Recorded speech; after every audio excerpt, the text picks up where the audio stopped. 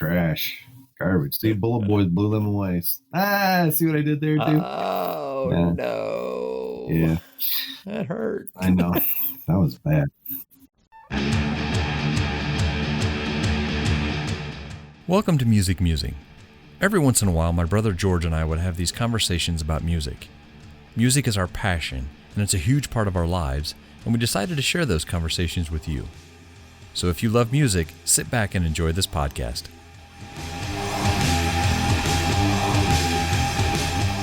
Okay, welcome back to Music Musing. I have my brother on the line today. How we doing? Yeah, he is there. Look, check it out. Yeah. Live on tape. Yes. And we kind of had an idea of what we wanted to talk about, but I'm going to throw a curveball at you. Actually, the curveball was thrown to me. A couple guys, I can't remember if it was a couple guys I play cards with or if it was somebody on the worship team, but they just busted out with, well, first off, let me ask you a question. Is In the Air Tonight a rock song? No. No? Really? I don't think so. I mean, there's a lot of things that we, non-rock artists doing rock songs. I think we've talked about, we've kind of scratched that surface, and there's rock artists doing really soft stuff. Yeah. I don't think because of one drum breakdown that it automatically becomes a rock song. Well, interestingly enough, that was the point of this person's statement. And it threw me for a loop. And I think it actually might have been somebody on the worship team now, because I think I spent the rest of the night trying to think of it. But they're like, so is that the greatest drop in music history? No. So what, okay, that's what I said too. I'm like, I need to think about this, but I don't think it is. And I'm like, okay, the Beastie Boys literally say it in one of their songs. It's probably, I would probably word it. It's probably one of the easiest or most recognizable or most waited for, because that's the only part in that song people think about. True. Because the rest of the song is, it's 80s pop. Forgettable, to be honest with me. I mean, for me, the song, it's not a bad song. I mean, it's pretty powerful if you listen to the lyrics. Mm-hmm. I mean, if they told me you were drowning, I'd not lend a hand. I mean, it's pretty deep, but everybody waits for that. It's almost to the point of, much like we've talked about before, like with Journey, it's almost like overdone. It's almost, it's almost overdone. It's almost a cliche now instead of it's almost a joke. It's to the point of being a joke. I mean, like it was used in The Hangover with Mike Tyson, Well, and I mean, it's true. It's to the point now where it's almost laughable. I don't think it's the best breakdown. Well, but it made me think. It made me think about, what else is out there. And I thought, well, kind of the end of Zeppelin, the Stairway to Heaven, is kind of a drop in when it goes on, sure. Winding down the road. And I said the Beastie Boys, and they use it actually a couple different songs, but they're kind of rock, but kind of not. I mean, they're less rock probably than, their roots, but,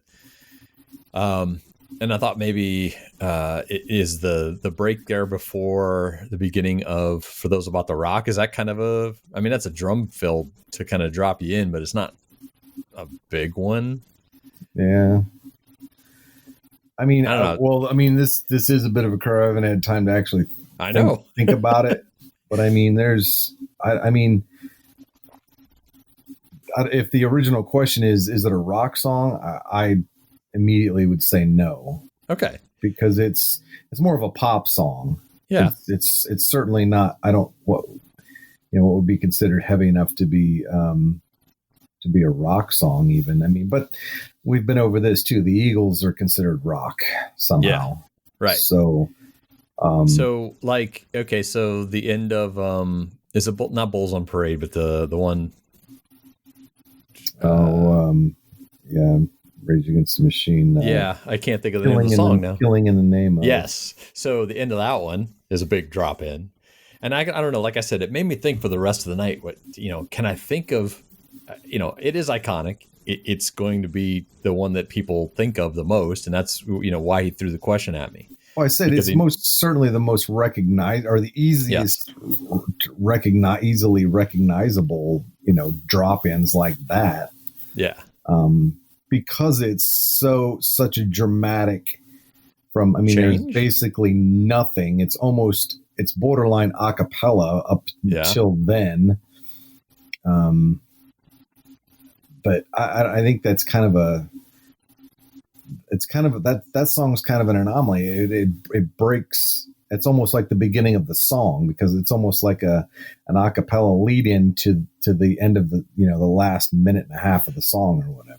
And that's kind of where I went with thinking about it is what songs could I think of that were crescendos that kind of, built up to that spot. And I couldn't think of too many other songs that have that long of a wait before you drop in to like a full song. And it kind of threw me for a loop, and I'm like, man, there's not too like you did say, Stairway to Heaven's probably the closest, but it's kind of a meandering, 4 or 5 minutes leading up to where it gets heavier.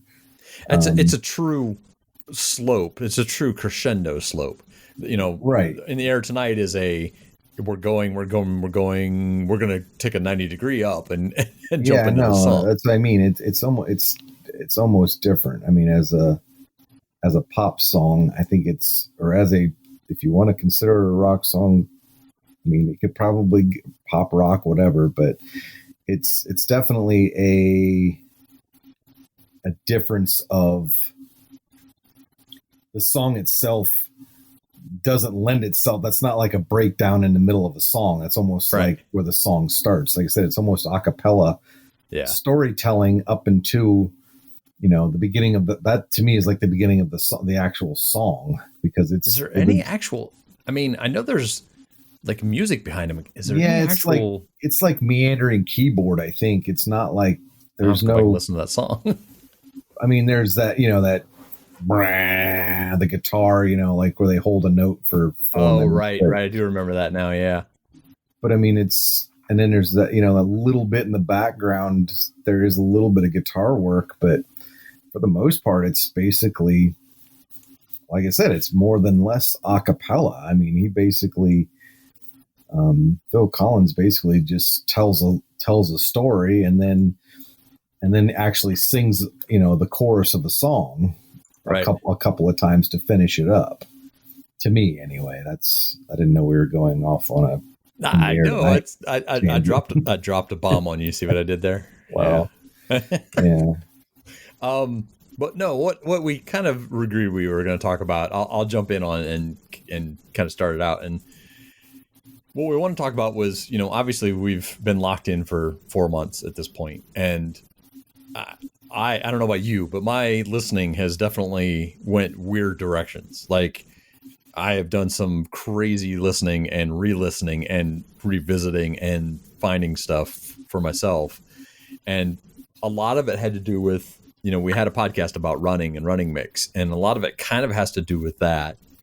It also has to do with, we had the guys from You're Not Listening on our podcast, and them, listening to their podcast and listening to, a couple different songs that they've, touched on have spurred me on to go, I need to re-listen to this. I need to jump back and say, is this really something I remember? And, we also had an episode where Pete Pardo and us talked about albums that we used to like and don't anymore. Or vice versa. We hated and now we like. Right. So what's your trail been in this pandemic of being, stuck at home and doing weird things differently? Well, I haven't been stuck at home. I've actually been working for the last couple of months. But you're one of the lucky ones. Well, it depends on how you look at it. Well, true. But it's one of those things that we did have a couple of extra weeks off in end of March, 1st of April, there we had a couple extra weeks. So, I basically, with the extra time, just kind of gave some of the stuff that I'd been just skipping past some time. A buddy of mine, Sean, threw out a thing that the similarities between Bush and Nirvana, like how much Bush sounds like rehashed Nirvana. Yeah. My initial thing was like, you're full of crap, dude. It's not even close. And I went back and listened to a lot of Bush and then some, standardized Nirvana. I was like, damn, that's way closer than I remember it being.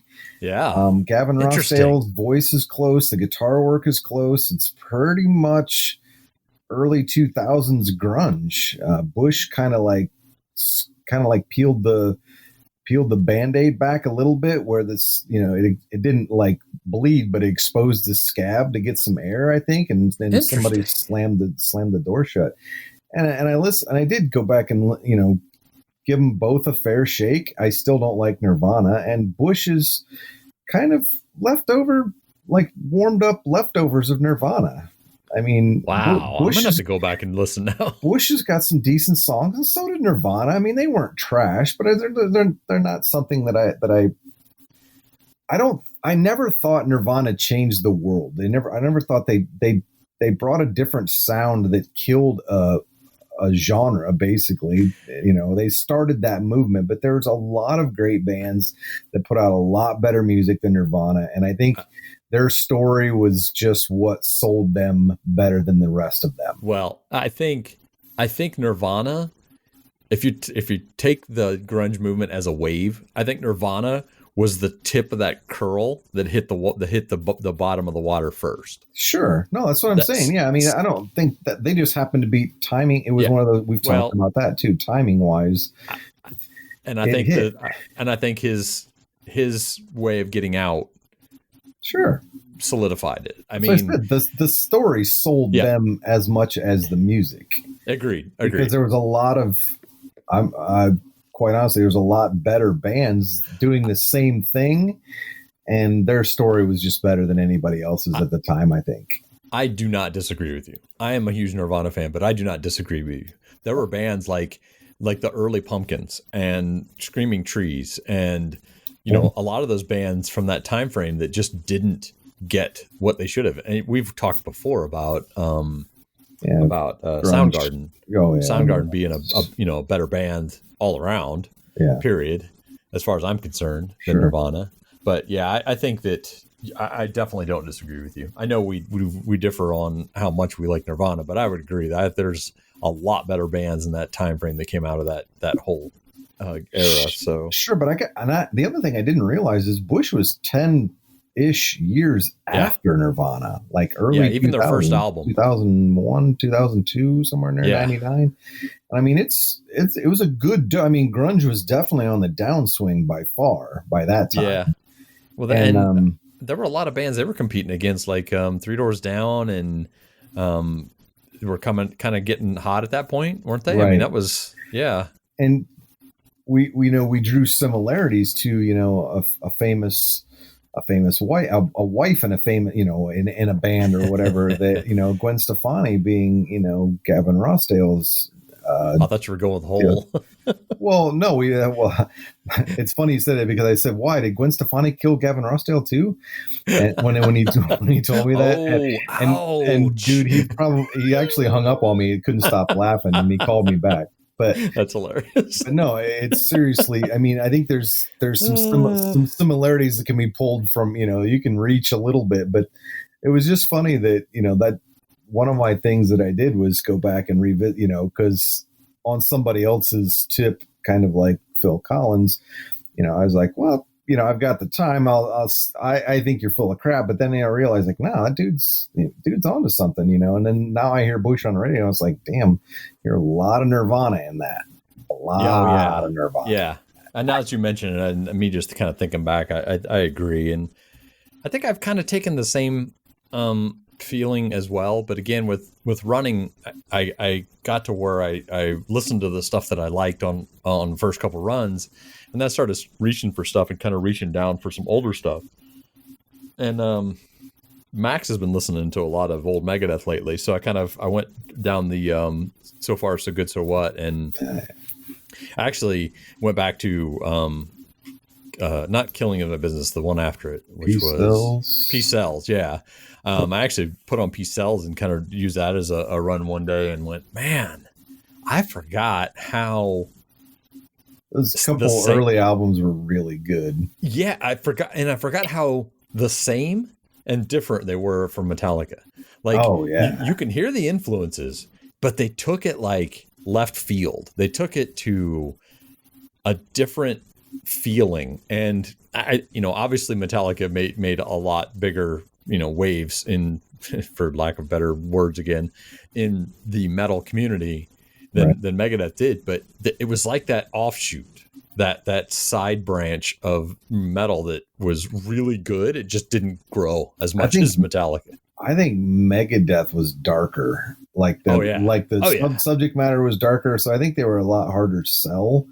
And no pun intended with that. I think they were. I could see that. And I think being as that he got, quote unquote, kicked out of Metallica, I think that kind of blackballed his success to an extent early on, because competition wise, Metallica was already off and running, and he was scrambling to put a band together and was like a year or two behind them, at that point. They had Kill 'Em All Out, and then they had Ride the Lightning. And, by the time, mid 80s, when Megadeth really got hit their stride, I think it was almost too little too late.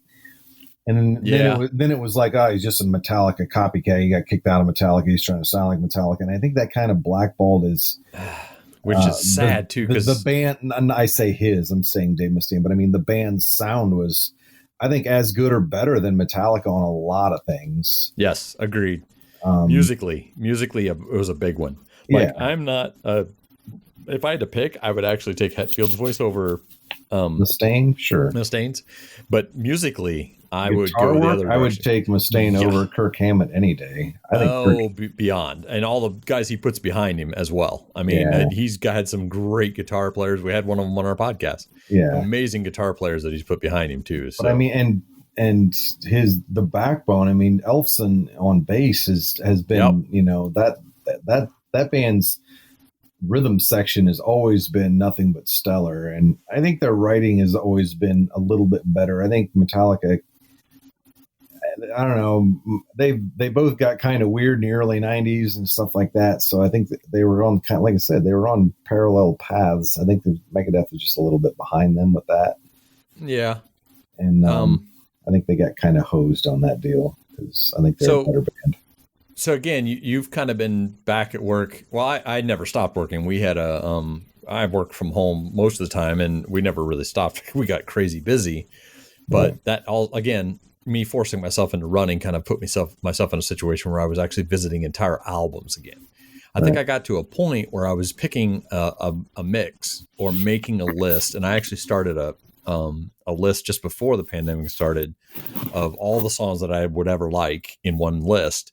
And that got cut off, and I started listening to albums, like start to finish. And even when I wasn't running, I was still picking up something and listening 3 or 4 songs in before I would stop and switch over to something different. Right. And so I think that's kind of turned me around to looking at libraries, like what people have put out. Yeah. I always forget that Rage Against the Machine has like 7 albums or 5 albums or whatever it is. Right. That are, I mean, really diverse. Same way with Cake. Oh, yeah. Like, I went back and put Fashion Nugget on the other day and ran to it. And wow, that album is really good. Yeah. And they've got 6, 7 different albums. And I've seen them live 3 or 4 times. And but to put that album on front to back, that album, I don't think people understand how much is on that album that was big in the 80s and 90s. And obviously the Distance is on it. Yeah. But the I Will Survive cover is on it. Oh, yeah. Italian Leather Sofa, which is one of my favorite songs, period, by Cake, was on it. But yeah, there's a lot of just interesting stuff that came off of there that I'm kind of revisiting those libraries at this point. So I don't know if you're doing the same. What are you just still song to song, or? No, well, yes, to a certain extent, but I've actually, with the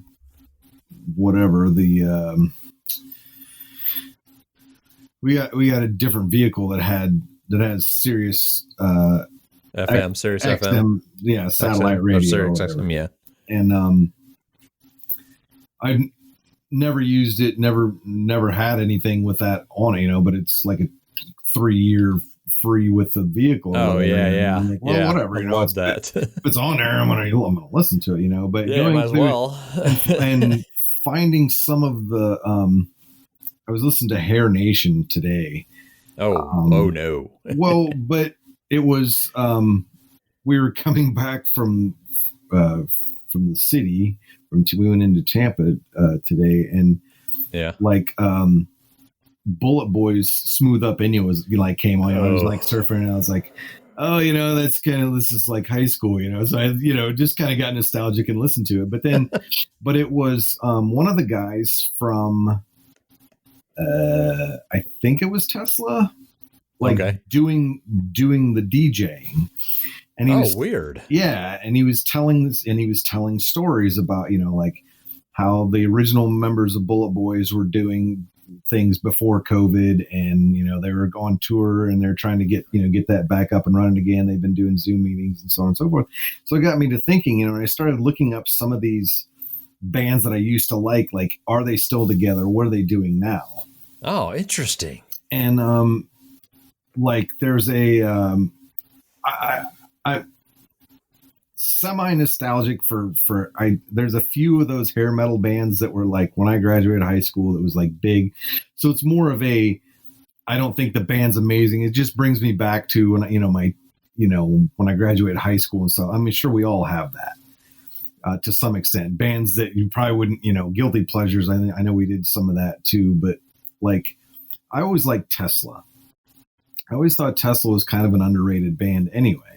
Yeah, I think we've even talked about that in the past, and I think it might even come up with Pete and I on our last one that way underrated band, way underrated. Sure, I mean there's a lot of, and I think I posted a song the other day, getting better every day, yeah, and it's just those songs just trigger those.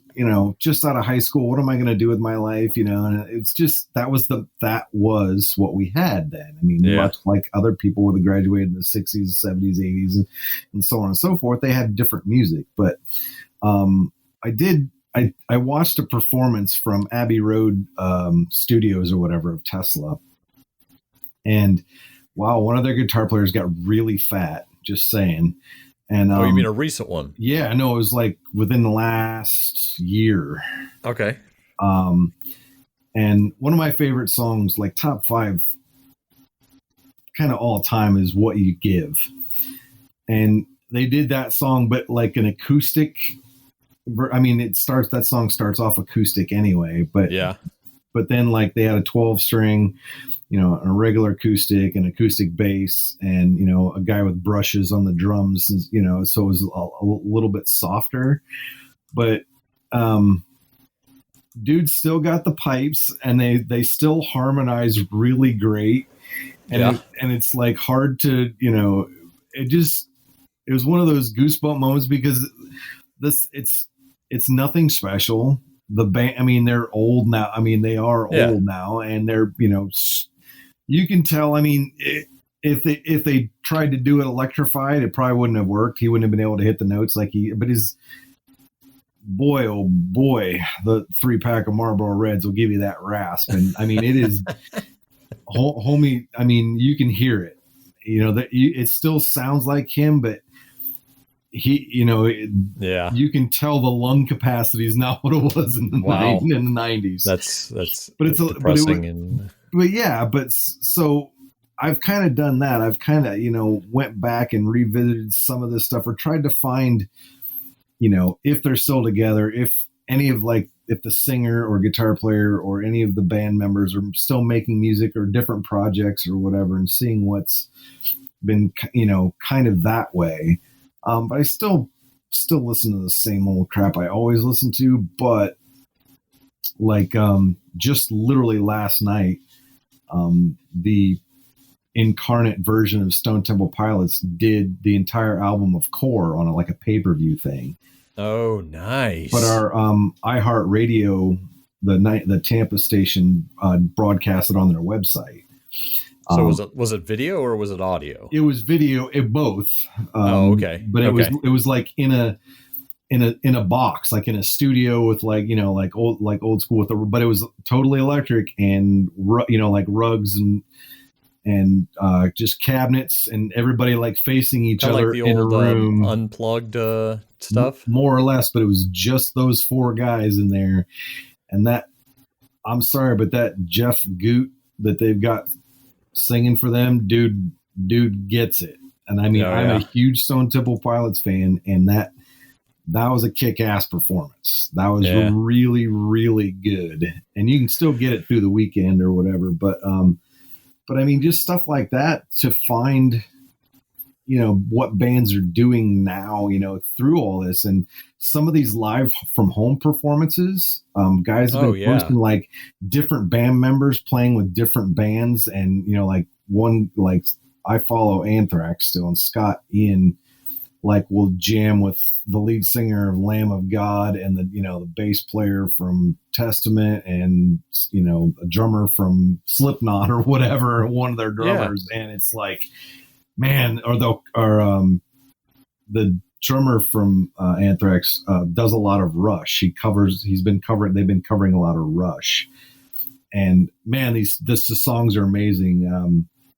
And like I said, Mike Patton, Scott Ian, and a bunch of guys, they did like a Mr. Bungle reunion, and did like a couple of shows before this, but they've been doing songs periodically through all this, you know, like from their house, you know, with the Zoom thing or whatever they're calling that. But there's some amazing performances, and guys are really getting after it, which is, to me, is pretty rad that they're trying to keep themselves busy and still keep us entertained, and it's free, which I dig even more. So, well, and so I think some of that also comes back to, you know, people being locked in and getting nostalgic with the time on their hands.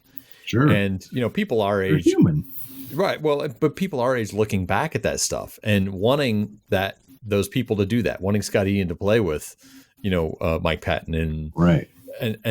And technology has caught up with that. Technology has caught up with the ability to do that and to have that be something that comes out. And I think I've fallen into that as well. Like you said, you know, there's a lot of people out there just jumping on and doing a recording and sending the video to their friends and having them do that and jam with it. And it sounds, you know, they're professional musicians. This is what they do.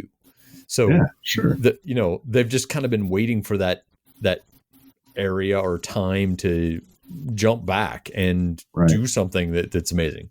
And like you said, you know, you mentioned, you said something earlier about still having the pipes and kind of getting goosebumps and stuff. And, you know, it's been quite a few years ago now, but the singer and the guitar player from 7 Mary 3 did that. Right. Where they were covering some of their songs and kind of doing them acoustic and stuff. And, you know, I kind of wish they would do that right now too.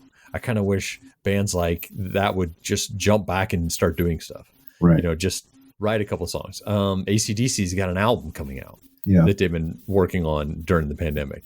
And it's supposed to have a lot of the, you know, tracks and stuff from Malcolm that they had taken before he passed away and stuff. Yeah. You know, technology like that now is boosted. And they mix and released. I mean, Chris Cornell, they've been playing the crap out of. He covered Patience by Guns N' Roses. Yeah, I know. And but his daughter Tony, they covered one of those deals. I don't know who she was playing with or singing with, but she covered Black by Pearl Jam. Did it amazing.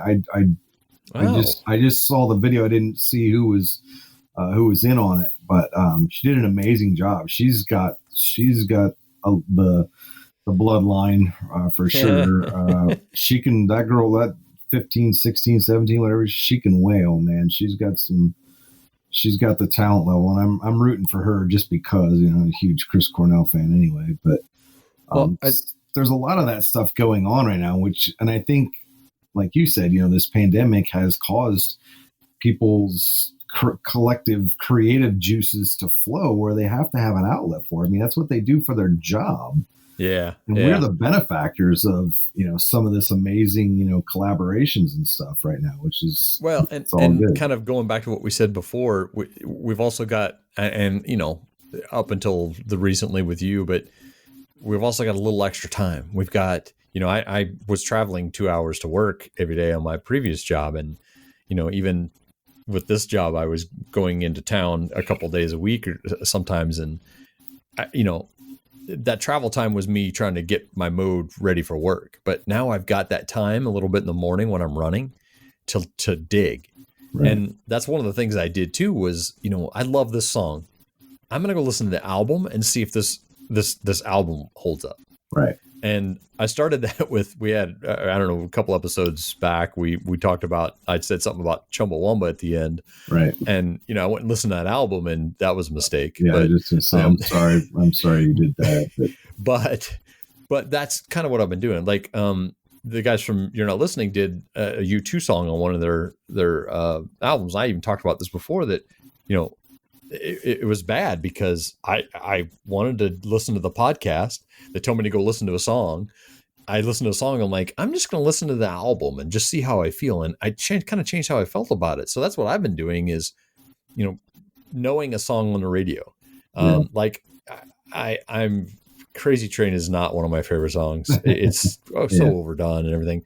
But I went back and listened to that album and man, there was a lot of good guitar work. I mean, obviously with who you're talking about playing the guitar, but there was some really good writing. I am not a fan of Ozzy's voice outside of Black Sabbath. Yeah. I don't think the music fit his voice after he left Sabbath, but there's some really amazing guitar work on that album that I really wish I would have went back to a lot sooner than I have at this point. So, yeah.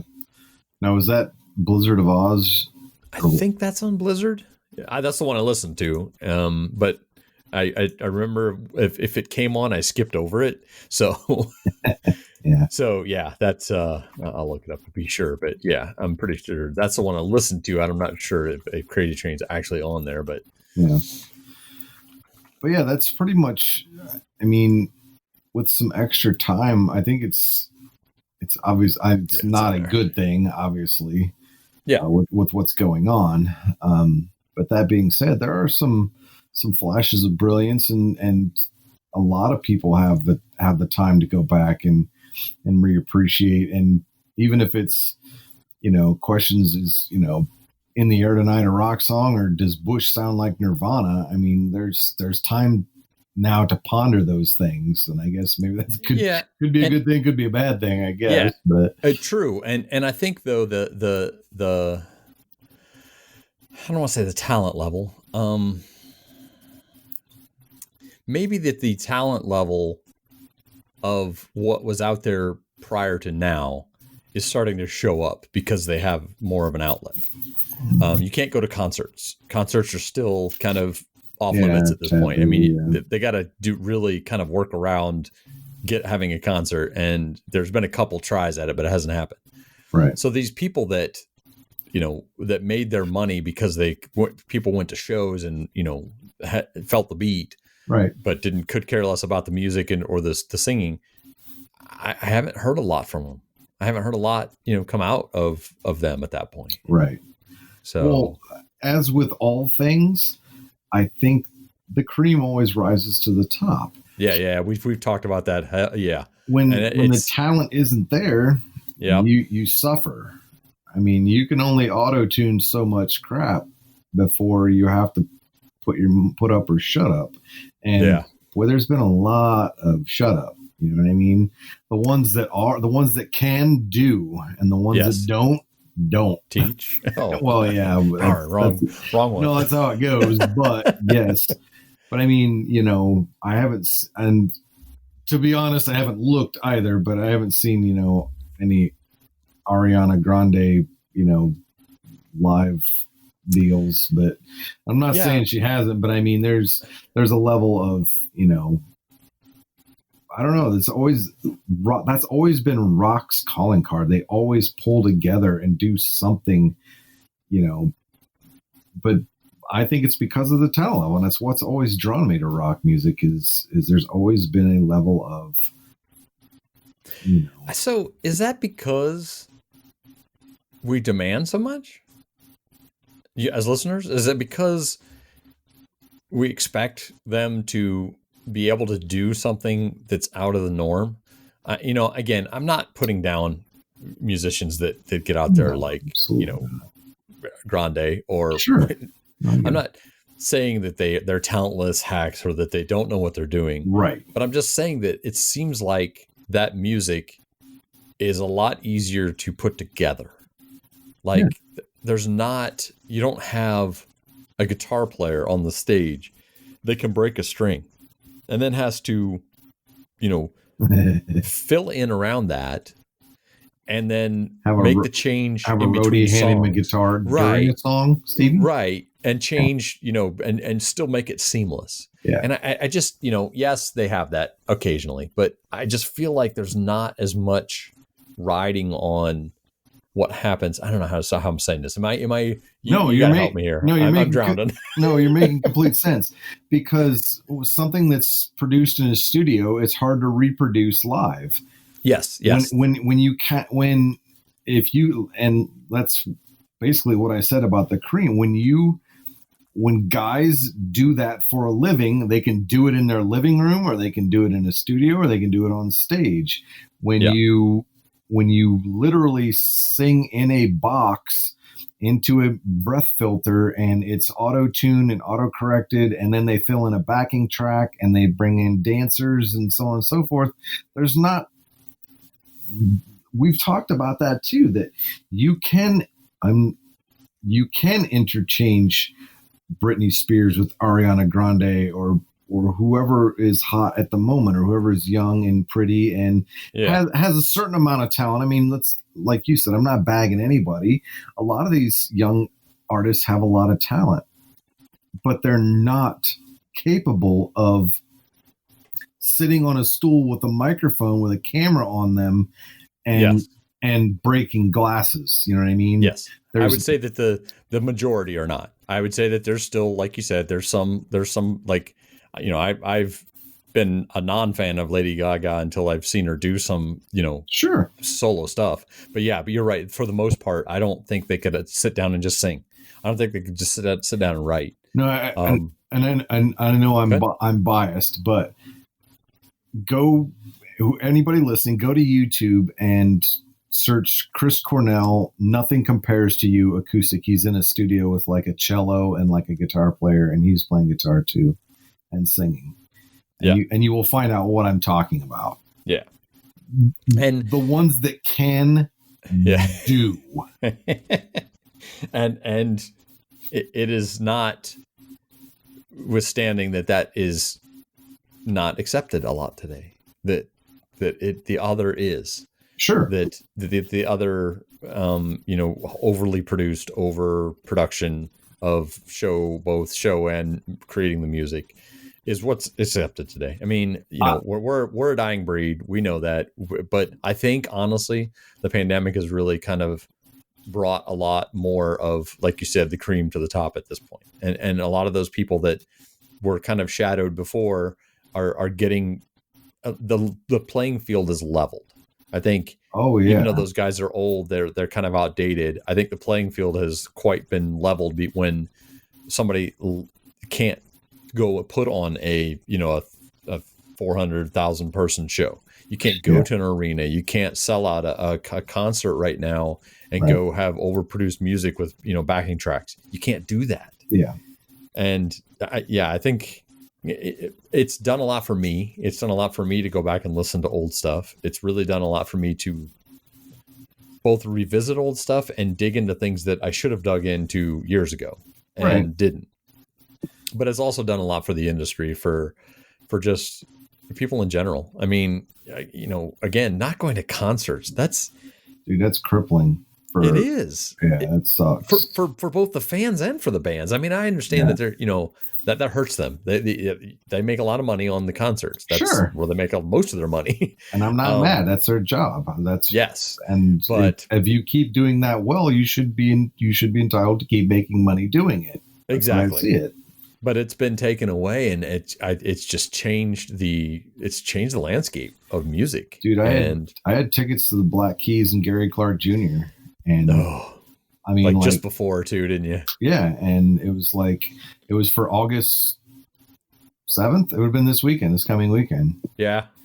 And it was like, I mean, there are a lot of shows I look forward to.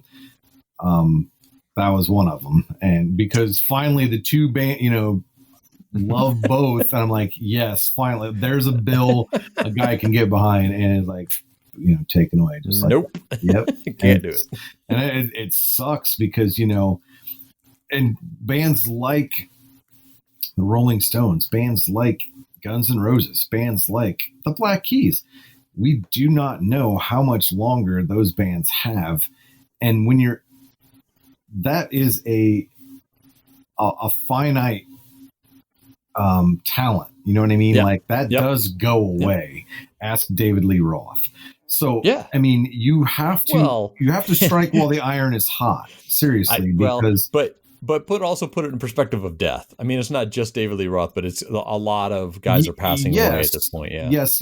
That's what I was getting at. But the talent also drops off. I mean, if you cannot maintain a certain amount of, depending on your sound, obviously. Right. I mean, if you're Stevie Ray Vaughan, I mean, obviously, or B.B. King, I mean, you can play that way into your 70s, 80s, 90s, whatever. I get that. Les Paul. There are definitely, it's a different version, but David Lee Roth cannot hit those notes that he could in 1984 in 2020. It's not even an actual knock on David Lee Roth. Singing is a talent that can go. I mean, you're just lung capacity with age. I mean, it's proven fact. But I'm just saying I think the knock on David Lee Roth is his recognition that he doesn't have it. It's not that he doesn't have it because everybody loses it. He just doesn't know he doesn't have it anymore. Yeah, I mean, I can't believe nobody told him. But, I'm sure people have told him. I'm sure he knows by now. Yeah, I'm sure someone said something to him at some point. And not to beat that poor guy up because he's done a lot of great things in his career. But I'm saying that timing, with these concerts and stuff like that is.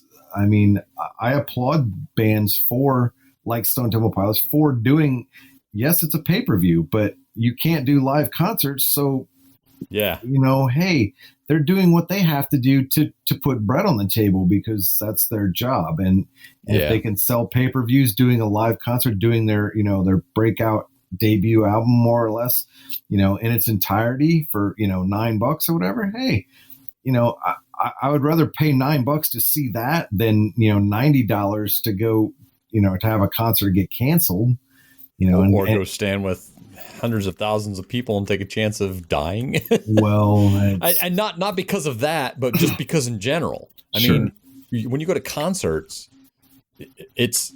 there's no guarantee. Right. You're going with a lot of people, and some of them are going there to specifically lose their minds. Oh yeah, and for many different ways, whatever they want to lose their mind with. Yeah. But yeah, I didn't mean it by the pandemic. I just meant in general. When you go to concerts, especially rock concerts, we've been to a few of those. We know what they look like. There's a very, very different context between the Black Keys and Sepultura. True. There's a very different group of people that go to see Slipknot versus the ones that go to see Gary Clark Jr. It's a different breed of human being. True, actually. But you're also, like you said, $90, and okay, tickets are maybe around that, but you also got parking. You've also got to take the time to drive down to wherever the arena is or wherever you need to go. Sure. Food. That to me. I'm most certainly a fan of live music. Yeah. But if this is the best we can do at a 90% discount, hey, you know what? I'm okay with that because, like you said, I would want to. If I had a talent that I was being paid to and I couldn't do it, and you could find a way to get some of that back, I mean, I most certainly think it's fair. And even if these other bands, put something together like that and charged, like you said, pay-per-views or whatever it is, or or a concert, on TV, where there's just them on stage, no crowd or whatever, and interacting with people on TV where you can sell advertising dollars. I mean, I get it. We're in a different time, so it kind of sucks that we're at where we're at, but making the best of what we have with who we have left is definitely I'm all on board for that too. So, well, I will close this by throwing you another parting shot. No, I'm gonna throw you a parting shot. Don't hang up the phone here, because I'm gonna say something, and your initial shock might be to do that. But my running mix this morning was putting on an album that's turning 40. Back in Black. Yeah. AC/DC. I don't like it. I've never been a fan. I mean, don't get me wrong. You Should Be All That Long that song does nothing for me. It never has from the very beginning. It still does for me occasionally, but I started listening through it, and I honestly can say that even and it made me think of what came after that, the albums that came after it and stuff. And I actually listened to Razor's Edge about a couple months ago as one of my running mixes as well, and I found that one to be actually almost better than Back in Black. I think Back in Black is Brian Johnson's least. Really? I don't like the album. I never have. But listening to it today, I actually I took it in, because again, my feed on Facebook has been 40th anniversary. Here's some footage of AC/DC, this, and here's what they're doing now, and this new album coming out and stuff like that. And right, I clicking on too many of them has made my feed in Facebook like crazy at this point. But sure, I actually took it from the perspective of, I've always told you this before. There's got to be some recordings of Bon Scott working with them on some of those songs, but if you listen to some of those songs, not including Back in Black, the song itself, they feel like they were written for Bon Scott. That the words, "Given the Dog a Bone," that's like Bon Scott all over it. Right. And this is a big what if, and we do this occasionally with Pete, but would Back in Black been what it is if he had not died? If say they were writing all of these songs, even Back in Black, or even take Back in Black off of it, would that album have hit as big as it did, or would they have started sliding down at that point? Because I listened to Brian Johnson singing those songs, and I was trying to imagine what it would be like to hear Bon Scott singing those songs. And if you listen to the differences between Highway to Hell album and Back in Black, it's stark. It is really different. Oh yeah, no, I think. Now, I mean, I know they've made a ton of music. They probably made more music now with Brian Johnson than they ever did with Bon Scott. Oh yeah, by far. Yeah. Never been a Brian Johnson AC/DC fan. Yeah, I never have. There's some great songs. Don't get me wrong, but in context. But to me, I can put on any any AC/DC album that Bon Scott's a part of, and it's a party. It's like rock. That's rock and roll. Yeah. Brian Johnson, I think Back in Black is much like Metallica's And Justice for All, only they still tried to maintain that party band thing after losing their lead singer, and it didn't work. Yeah. To me, like where And Justice for All was really dark, really heavy, really scary. That's what Back in Black kind of felt like, only like, oh no, let's do a party out. It's like Giving the Dog a Bone. It's like, no, that doesn't work yet. Yeah. And I always thought Back in Black fell flat because it was the wrong time, wrong album at the wrong time for me. Yeah. For me personally, I just never thought it worked after losing. Because I mean, that was less than a year after Scott died that came out. Yeah, and I think when the first song come on, that is what the album should. Hell's Bells is what the entire album should have sounded like. Absolutely, that's it. It should have been a little bit more of a. I mean, a dirge. It should have been a dirge. It should have been a throwback. It should have. I don't know. I think it should have changed gears, and I think, like I said, I just think it went the wrong way, and I've always felt that. That's why I've never really cared for the album. But again, it has a place in history. We'll never be able to deny it. We'll never be able to deny it. And I can still listen to "You Shook Me All Night Long" again. I think that's one of those songs that if I hear it outside of the album, I almost feel better about it. Like, that song could have been 6 or 7 years after Bon Scott passed away, and it would have been a perfect time for that song. Absolutely. And a good song. But you're right. I think it's so short after. And it was like this party album where they were trying to, and it's like, dude, just give the man a little bit of respect. And I mean, and that's what makes me feel more like a lot of those songs were written before Johnson got there. That's what makes me feel that way, because it's so upbeat. I think, and I wouldn't even say I disagree with you. I think that was just their formula. I don't think they knew how to do. I don't think they knew how to grieve. But like Flick of the Switch is a pretty dark album. Half of For Those About the Rock is a pretty dark album. I mean, that's got some slower, pretty low tuning songs, and I think you're right. I've held it so high up on a pedestal that re-listening to it today really brought it crashing down for me, unfortunately. And that's the downfall of, with stuff I've been doing with the pandemic. Well, I mean, your tastes change a little bit too. And I mean, when you have to take it in context too, 80, 81, that come out, 82. But I put on Let There Be Rock, and the whole album is don't even compare those two. But that's what I'm saying though, is even if you take it as AC/DC and their formula. No, I just meant by context, like in 80, 81, 82, whenever Back in Black came out, what else was there?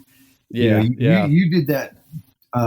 That's years ago. You said something about like 50s, pop. I mean, by comparison, when the Beatles, because I'm like, the Beatles I don't really think the Beatles were that different.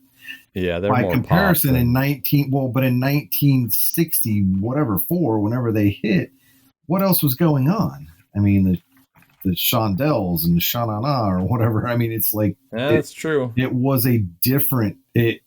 really was backwards from what we were used to. I was peeking at what came out that year. Oddly enough, Blizzard of Oz. Heaven and Hell by Sabbath. British Steel by Judas Priest. Closer by Joy Division. What else? Nothing else big. What was it, 81? Boy by U2. 1980. 80, wow. Boy by U2. Really? Ace of Spades by Motorhead. See, no, I would have thought Ace of Spades was the 70s. Well, it might as well have been. Technically 70s. Yeah, that's what's they were up against at that time. So not much rock. A lot of stuff I left off that wasn't rock. Well, yeah, but I mean, by comparison, it at that time it probably was. So much has happened since. Yeah, literally 40 years. Yeah, it's difficult to put that against even what now. I mean, I think that's like I said, when I heard, Bullet Boys earlier today, I was like, it was I don't know if that counts. I was literally laughing. I'm like, oh my God, I cannot believe, how great I thought. I mean, that whole album, Smooth Up in It, and they did a cover of Money. And it was like, there's this Hang On St. Christopher. I mean, I remember half a dozen songs off that album. It was like their debut album was like, man, I was like digging that. And then it's like, man, I heard it today. I was like, well, this really sucks. But by comparison, that was the shit. I mean, that was it. Was back then. It was back then. I know. That's what I mean. It was like, wow, that, in 91, 2, whenever that came out, maybe like earlier than that. It's 88, 89, maybe. Something. Oh, now I got to look it up. But that, by comparison, to me, was better than, say Winger or Slaughter or whatever else was out at the time, or hair metal. I mean, and the song that came on that Hair Nation right after that was Shake Me by Cinderella. And I'm like, we always said Cinderella was always a better band that never got, I mean, they had a lot of big hits, but they were a better band than most of those. They were the dark AC/DC. Yeah, I think so. They're the hair metal AC/DC. Bullet Boys' album was 88. Yeah. Yep. That's a figure. Yeah. Freak Show was 91, which didn't have something good on it too. You said something good on it. I think I bought both albums. Hang On St. Christopher was a cover by a Tom Waits cover. So that might have been the only thing that came off of that. It was THC Groove was on there. Oh yeah, dude, that's what I said. They had like V32 used to play the crap out of them. We're trying to make this album sound good. I don't know why we're doing that, but because that was what was just happened to be on. But whatever it was, that's what I'm saying. By comparison, I mean, in 1988, I still can't stand Poison and bands like that. I mean, there was a lot of Poison was nothing but a good time. Wow, but that was probably the same year, 87 or 88. I bet. I think Look What the Cat Dragged In. Yeah, I think that one was probably early, or late 80s. What was the one with the dude with the tongue hanging out on the album? That was the second one. Poison band. Where's the band? Music band. Poison. Yeah, the first one was 80 blah blah blah 70 things. 88. Open up and say I was 88. Really? See? Flush and Bud was 90. Yeah. Trash. Garbage. See, Bullet Boys blew them away. See what I did there, dude? Oh no. Yeah. That hurt. I know. That was bad. Well, that's cool. We're getting towards the end anyways, and my parting shot was probably enough to discuss and talk about, but we're back on the airwaves. We'll get a couple things going. We might actually show up on the You're Not Listening podcast. I know they're really busy over there as well, but again, big thanks to those guys being on, and I know we've probably got a schedule of either being on Pete's or him being on ours at some point in time soon too. So. Sure, and much respect to You're Not Listening. They gave us a shout out on Instagram today too, and shared. I saw that. Yeah. Cool. Well, thanks for talking, brother, and we'll probably catch up in the next couple weeks. Something. All right, I'm here. Okay. Catch you later. See ya. That's it. We want to talk to you about music, so reach out to us at musicmusingfeedback@gmail.com. You can also find us on most social media sites by searching Music Musing or George or Craig Seibert, SYBERT. And you can also find us on Twitter as MusicMusing_ as well. Thank you for listening to this Music Musing podcast.